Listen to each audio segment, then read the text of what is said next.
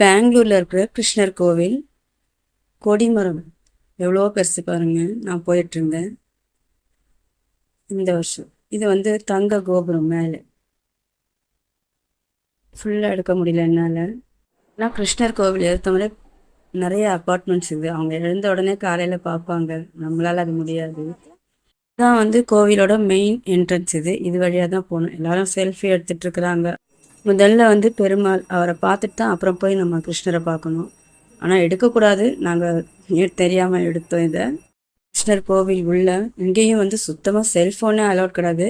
இருந்தாலும் நான் வெளியில் இருந்து எடுத்தேன். மேலே அரண்மனை மாதிரி, இந்த மைசூர் அரண்மனை அவ்வளோ ஒரு அழகாக க்ளீனாக, எப்படி சொல்கிறதுன்னு தெரியல. அந்த அழகை நேரில் போய் நீங்கள் போகும்போது போய் பாருங்கள்.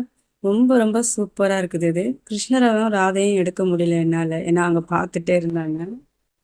அது கொஞ்சம் கோவிலுக்குள்ளே போகிறதுக்கு முன்னாடி இந்த மாதிரி ஒரு கல் தாண்டி இன்னொரு போனதுக்கு அப்புறம் தான் நாம் போக முடியும். கூட்டமாக நெரிச்சு இடித்து அதெல்லாம் இருக்கக்கூடாது. நீட்டாக போகணும், கரெக்டாக போகணும். ஜெயந்தி முடிஞ்சு நான் போனதுனால இவ்வளோ காலியாக இருந்தது. இல்லைனா இந்த இடத்துலலாம் கூட நிற்க முடியாது. வெளியிலலாம் ரொம்ப அழகாக இருந்தது. பாருங்கள், சூப்பராக இருக்குது, பச்சை பசேல்னு.